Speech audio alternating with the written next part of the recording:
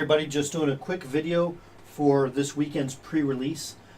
Giving my 2 cents after playing probably about, I think I probably just played about 8 or 9 pre-release sealed events on Arena. Chris Lyons asked what the favorite is as far as the uncommons to look for tonight or this weekend. My favorite is the artifact creature Rampaging Monument.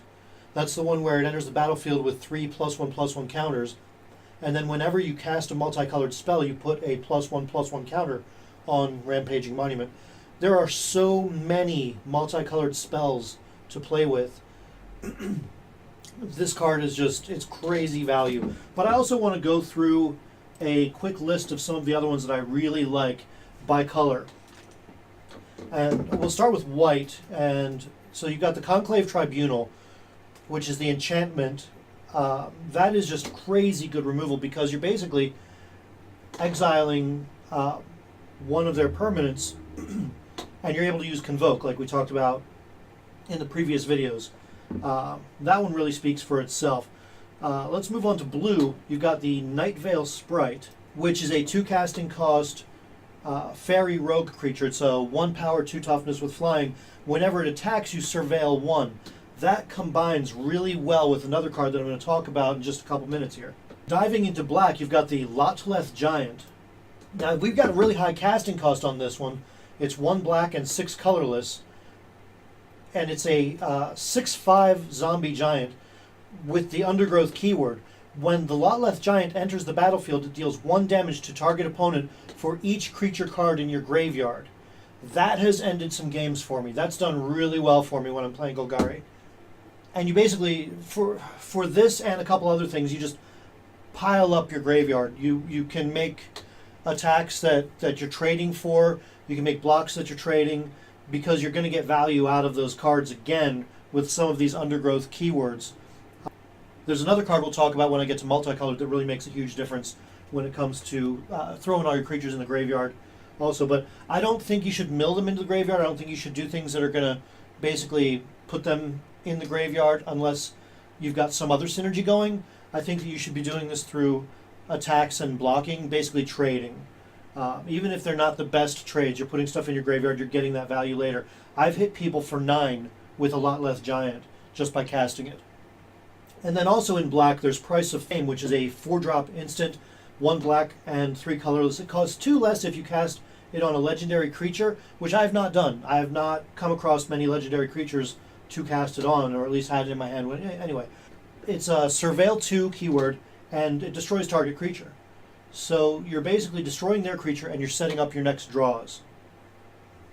Maybe putting, a smaller creature into the graveyard for your other synergies and things like that. It is a really easy removal spell that helps you fix your draws. I absolutely love this card. In red, we have Goblin Banneret, which is a 1 red, 1/1 Goblin Soldier creature with Mentor. This is the one where you spend a red and a white, this is the one where you spend a red and a colorless, and it gets +2/+0 until the end of the turn. You can do this as many times as you can pump it up. So I've gone after people with a 7/1 Goblin Banneret that is mentoring as it attacks. Beautiful thing.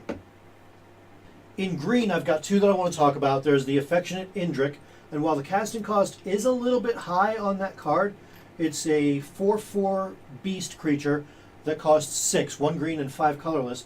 And when it enters the battlefield, you can have it fight target creature you don't control. And that is an absolute bomb. Typically, you're not finding a whole lot of really huge creatures. If you are finding a lot of really huge creatures, you're probably playing against someone else who's in green. In most cases, you're killing something and you're putting a creature out that they don't want to attack into and that you can attack with on your next turn. And then there's the Arboreum Elemental, which is a really expensive card, 2 green and 7 colorless, so we're looking at 9 mana. But it does have Convoke. This is a beautiful card because it's a 7/5 creature with hexproof. So their removal spells aren't even going to target it. If you just need a deterrent, cast this card and let it sit there. once you get to the point where you can start bashing heads, just start throwing it out there. It's such a great card.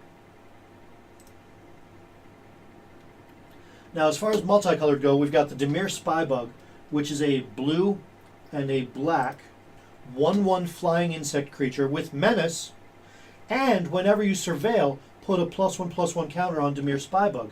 You remember I was talking about Nightveil Sprite, which has surveil 1 every time you attack, and that also is a flyer, so you've got these two cards with evasion, and if you can keep the skies clear, you attack every turn with both of these. You're going to surveil, and then you're going to put a +1/+1 counter on your Spybug. And eventually, if you can keep the skies clear, this gets completely out of hand. The other multicolored card I wanted to talk about was the Golgari Findbroker, which costs 2 black and 2 green. It is a 3 power, 4 toughness elf, and when it enters the battlefield, you return target permanent card from your graveyard to your hand. So, you build up that graveyard by making trades. You're getting rid of their creatures, you're building up your graveyard. You use your Lot Less Giant, you use whatever else you need to do to make use of that. There's a green creature also that gives you 1 life for every card in your graveyard. That's a pretty good one also. But get your use out of those, and then you cast your Golgari Findbroker and bring your best creature out of those back into play. Even better if those have keywords that you can take advantage of as well. And yes, it goes back into your hand. Typically you're going to cast the next creature next turn, so it's not really going right back into play. And at that point you've got a 3/4 and your best creature that had been in the graveyard. It's really nice. So you've got the 2 guild mages that I really like. There's the Dimir House Guild Mage. House Guild Mage keeps your opponent creatures tapped, or you can surveil for triggers. You do have to spend mana and tap the Guild Mages to use them, but that House Guild Mage, keeping your opponent's best creatures tapped, is just, it's so worthwhile. With the Swarm Guild Mage, you can spend 5 and creatures you control get +1/+0 and menace until the end of turn, which can lead to a blowout. You can do a lot of damage that way, or you can spend a green and a colorless and gain 2 life, which is also pretty nice, depending on the circumstances as far as what you're going to use there. I haven't talked much about Boros. Justice Strike, which costs 1 red and 1 white, is really nice because target creature deals its own damage to itself. So that's pretty decent, cheap removal. And also in Boros, I haven't tried the Truefire Captain yet, but I really, really want to. I haven't even seen it played. That's the one that costs 2 white and 2 red. It's a human knight, 4 power, 3 toughness with mentor, and whenever it's dealt damage, it deals that much damage to target player. So I'm really, that's a great one when they've got some, you're playing against Golgari and they've got some big huge dude out. You've got them down to 7. You swing with your Truefire Captain. Do they take the 4, or do they block it and take 5, 6, or 7, or whatever their creature that would have blocked it? Granted, they do have some pretty tricky death touch creatures out there too, so you gotta, obviously play smart. As far as the guilds themselves, in the games that I've played so far, the cards that I've pulled so far in all of my games have not been conducive to building a decent Boros deck. I guess I should say I didn't get a chance to play Boros until just now. Izzet, if you've got the right cards, I've gone 7-1 and 7-2, playing some very sick, nasty Izzet builds. The only other success that I've had has been with Golgari. I've not had nearly as many wins as I did with Izzet, but I've still done pretty well. I've gotten as high as 5 wins with Golgari. That would be 5 wins, 3 losses. And as far as Selesnya and Dimir, I've done better with Dimir than Selesnya.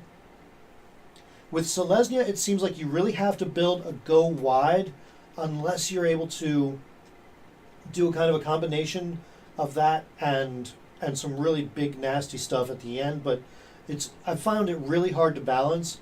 I've found it kind of difficult to do well with Selesnya. when it comes to Demir, that was one of the first ones that I tried, and I was losing 3 games, no wins. Eventually, I did better, but my first two games I tried Demir, and lost my first 3 games, and that was it. I was out. Later on down the road, I think I remember playing at least 1, maybe 2, that did do better. But as far as Selesnya, Boros, and Demir, I'm not real excited about those. Honestly, Izzet seems to be where it's at, and Golgari is a close second, at least from my experience so far in the 8 or so games that I've played. And then, of course, in the game that I'm actually showing you, which was recorded after I recorded the audio for this video, I ended up in Boros and did really well. I did win this game. I'll go ahead and show the rest of the footage. It won't have any audio for the rest of the game, but hope you enjoy it. If you get the right cards, it's great. So get out there and kick ass. I really hope that this has been helpful for you, and I really look forward to hearing about your games this weekend. Thanks for watching.